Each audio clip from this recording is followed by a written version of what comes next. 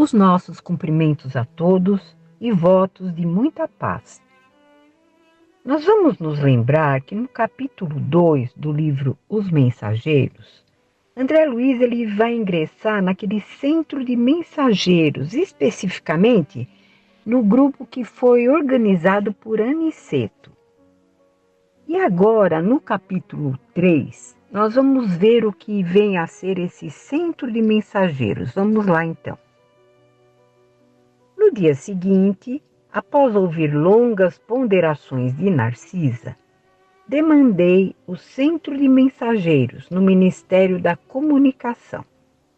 Acompanhava-me o prestimoso Tobias, não obstante os imensos trabalhos que lhe ocupavam o círculo pessoal.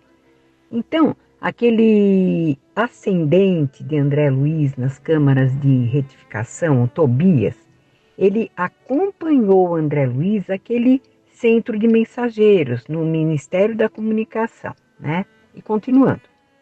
Deslumbrado, atingi a série de majestosos edifícios de que se compõe a sede da instituição. Julguei encontrar algumas universidades reunidas, tal a enorme extensão deles. Pátios amplos, povoados de arvoredo e jardins, convidavam a sublimes meditações. Então, André Luiz, para ele, aquela primeira visualização do centro de mensageiros é como se fosse uma universidade, comparado a uma universidade aqui da Terra, né?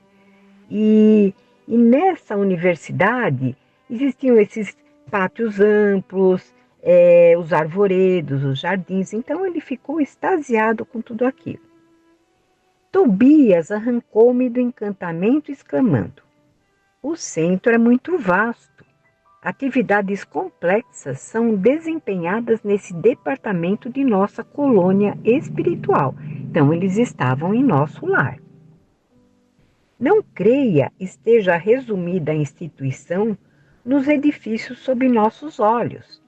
Temos nessa parte tão somente a administração central e alguns pavilhões destinados ao ensino e à preparação em geral.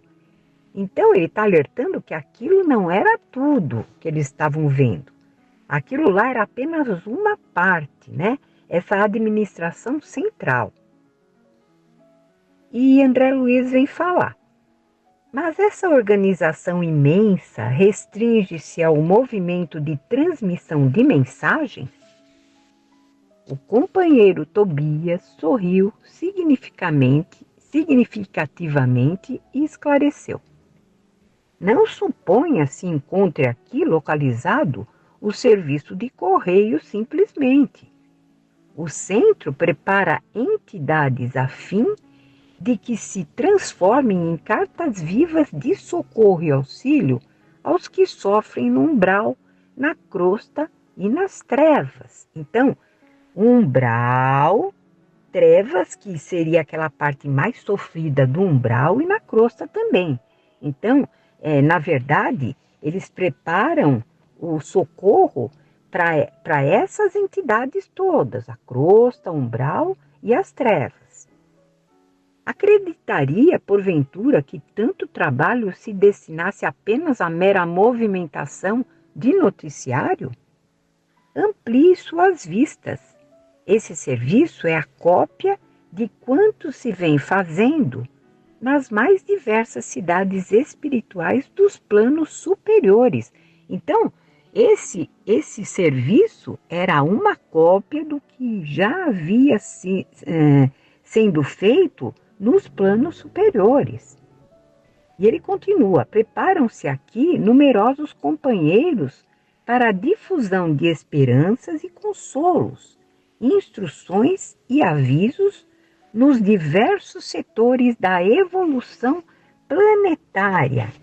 Então, é importante ressaltar aqui que esses diversos setores da evolução planetária não se restringe apenas a aspectos religiosos, a setores religiosos. Lá são preparados servidores para a religião, para a ciência, para a filosofia, artes, literatura, música e tantos outros setores. Então, esses emissários, eles são preparados para a difusão de esperanças e consolos no plano invisível e também nos futuros reencarnantes, no plano visível. E continuando, ainda são as palavras do Tobias. Não me refiro tão só a emissários invisíveis. Organizamos turmas compactas de aprendizes para a reencarnação. Médiuns e doutrinadores saem daqui às centenas anualmente. Tarefeiros do conforto espiritual encaminham-se para os círculos carnais em quantidade considerável, habilitados pelo nosso centro de mensageiros. Então, olha a importância desse centro. E aí vem André Luiz, que me diz, segundo os seus informes, os trabalhos de esclarecimento espiritual devem estar muitíssimos adiantados no mundo. Fixou Tobias expressão singular, sorriu tranquilamente e explicou. Você não ponderou, todavia, meu caro André, e essa preparação não constitui ainda a realização propriamente dita. Saem milhares de mensageiros aptos para o serviço, mas são muito raros os que triunfam. Então, eles são preparados. A partir do momento que eles chegam no momento do serviço, raros triunfam, como ele disse aqui. Alguns conseguem execução parcial da tarefa. Outros, muitos, fracassam de todo. O serviço legítimo não é fantasia, é esforço sem o qual a obra não pode aparecer nem prevalecer. Longas fileiras de médiuns e doutrinadores para o mundo carnal partem daqui, com as necessárias instruções, porque os benfeitores da espiritualidade superior, para intensificarem a redenção humana, precisam de renúncia e altruísmo. E o que vem a ser a renúncia e o altruísmo? Renúncia é colocar os interesses dos outros na frente dos meus. E altruísmo é o quê? Fazer o bem, auxiliar, mas sem nada em troca, visando apenas o bem, sem nenhum interesse pessoal. Então, aqui o que ele está dizendo, vou repetir. Saem muitos com as necessárias instruções, porque os benfeitores da espiritualidade superior, para intensificarem a redenção humana, precisam de renúncia e de altruísmo. Quando os mensageiros se esquecem do espírito missionário e da dedicação aos semelhantes, eles costumam transformar-se em instrumentos inúteis. Por isso eles fracassam. Há médiuns e mediunidade, doutrinadores e doutrina. Como existem a enxada e os trabalhadores. Pode a enxada ser excelente, mas se falta o espírito de serviço no cultivador, o ganho da enxada será inevitavelmente a ferrugem. E aqui nós podemos dar outro exemplo. Você pode adquirir um instrumento musical muito bom, excelente. Mas se aquele que vai executar a música não estiver preparado, não vai haver não vai haver aquela continuação, aquela música suave, aquela execução perfeita. Não vai haver isso. E continuando, assim acontece com as faculdades psíquicas e com os grandes conhecimentos. A expressão mediúnica pode ser riquíssima. Entretanto, se o dono não consegue olhar além dos interesses próprios, ele fracassará fatalmente na tarefa que lhe foi conferida. Acredite, meu caro, que todo trabalho construtivo tem as batalhas que lhe dizem respeito. São muito escassos os servidores que toleram as dificuldades e reveses das linhas de frente. Esmagadora percentagem permanece à distância do fogo forte. Trabalhadores sem conta recuam quando a tarefa abre oportunidades valiosas. E nós somos assim. Nós temos aqui as dificuldades para que a gente consiga superar. Quando aparece para a gente uma oportunidade boa, com certeza, aqueles que estão contra o nosso sucesso, eles estarão persistentes, colocando aqui, como ele fala, nos colocando dificuldades e reveses na linha de frente. Por quê? Porque eles não querem o nosso progresso. E porque realmente o nosso progresso, ele não pode ser fácil. Ele tem que contar com essas dificuldades para que o mérito seja nosso. E continuando, André Luiz vai falar. Isso me surpreende sobremaneira. Não supunha fossem preparados aqui determinados mensageiros para a vida carnal.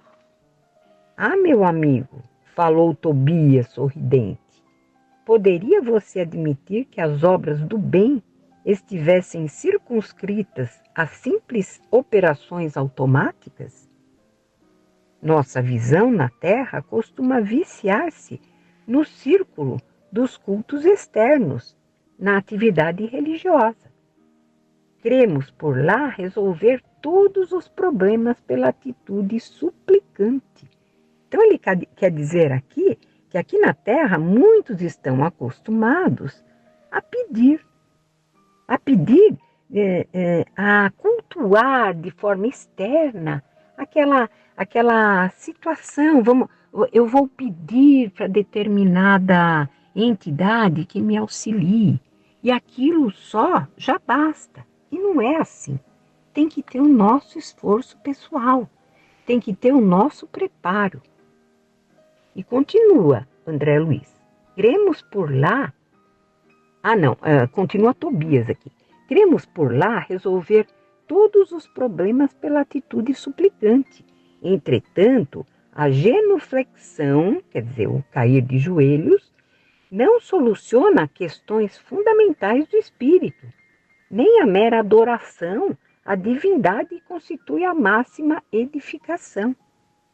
Em verdade, todo ato de humildade e amor é respeitável e santo, e incontestavelmente o Senhor nos concederá suas bênçãos. No entanto, é imprescindível considerar que a manutenção e limpeza do vaso para recolhê-las é dever que nos assiste. E Paulo já não dizia, nós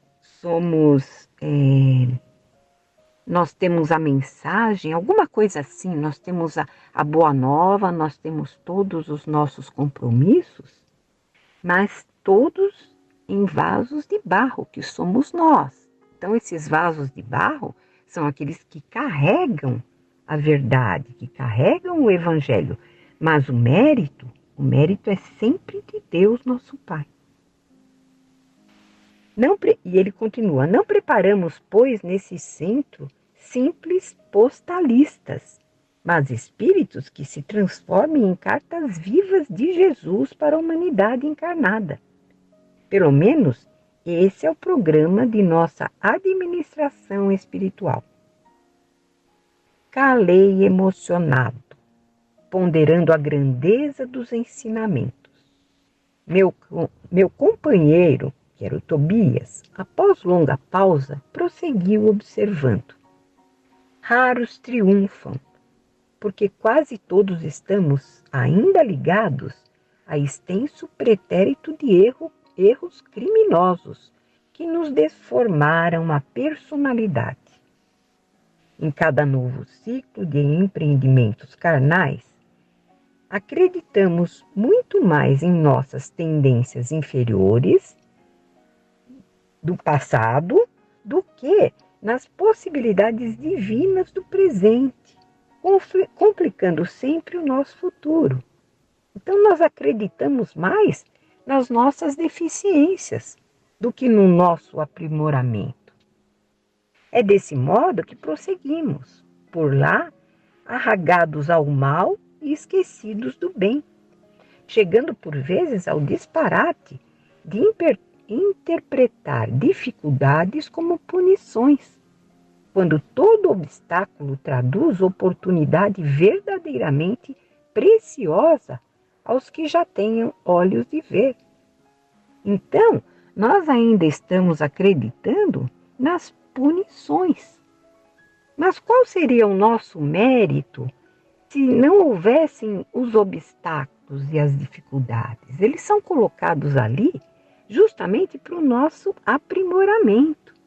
Então, nós temos que contar com essas dificuldades como algo que vai nos alavancar para frente. A essa altura, alcançamos enorme recinto. Centenas de entidades penetravam no vasto edifício, cujas escadarias galgamos em animada conversação. Os aspectos do maravilhoso átrio impressionavam pela imponente beleza. Espécies de flores, até então desconhecidas para mim, adornavam colunas espalhando cores vivas e delicioso perfume. E isso já foi comentado, que as flores lá no plano espiritual, elas são mais primorosas. As flores daqui, elas são uma cópia das flores de lá, assim como tudo que é belo, né? E continuando, quebrando-me o enlevo, Tobias explicou. As diversas turmas de aprendizes encaminham-se às aulas. Procuremos Aniceto no departamento de instrutores. Atravessamos galerias vastíssimas, sempre defrontados por verdadeiras multidões de entidades que buscavam as aulas em palestras vibrantes. Em pequeno grupo, que parecia manter conversação muito discreta, encontramos o generoso amigo da véspera, que nos abraçou sorridente e calmo. Muito bem, disse alegre e bondoso. Esperava um novo aluno desde a manhãzinha. E em virtude de Tobias alegar muita pressa, o nobre instrutor explicou. Doravante, André, ficará aos meus cuidados. Volte tranquilo. Despedi-me do companheiro comovidamente. Notando-me o natural acanhamento, Aniceto determinou a um auxiliar de serviço. Chame o Vicente em meu nome. Então, o Aniceto, ele chamou o Vicente para que ele acompanhasse o André Luiz, né? Então, chame o Vicente. E voltando-se para mim, esclareceu. Até agora, Vicente é meu único aprendiz médico. Vocês ficarão juntos em vista da afinidade profissional. Não havia decorrido 3 minutos e tínhamos Vicente diante de nós. Vicente, falou Aniceto sem afetação. André Luiz é nosso colaborador. Foi também médico nas esferas carnais. Creio, pois, que ambos se encontrarão à vontade partilhando a mesma experiência. O interpelado, Vicente, abraçou-me, demonstrando extrema generosidade, e após encorajar-me com belas palavras de estímulo, perguntou ao nosso orientador Aniceto: quando deveremos procurá-lo para os estudos de hoje? Aniceto pensou um instante e respondeu: esclareça ao novo candidato os nossos regulamentos e venham juntos para as instruções após o meio-dia. Bom, aqui nós vimos o capítulo 3 do livro Os Mensageiros. E uma espécie de sinopse, né? O que foi falado nesse capítulo? Que André Luiz adentrou junto a Tobias, né? Aquele centro de mensageiros, e ele era formado de edifícios, pátios amplos, pareciam universidades, jardins primorosos, né? E a finalidade desse centro de mensageiros era a preparação anual de centenas de médiuns e doutrinadores para reencarnarem como se fossem cartas vivas de Jesus aqui na humanidade, e eles seriam reunidos em grupos de 50 aprendizes. Cada um ficaria com seu grupo, e Aniceto seria o instrutor desse grupo de André Luiz. Bom, até daqui a 15 dias, e que possamos estar juntos para o capítulo 4 dessa obra. Até mais.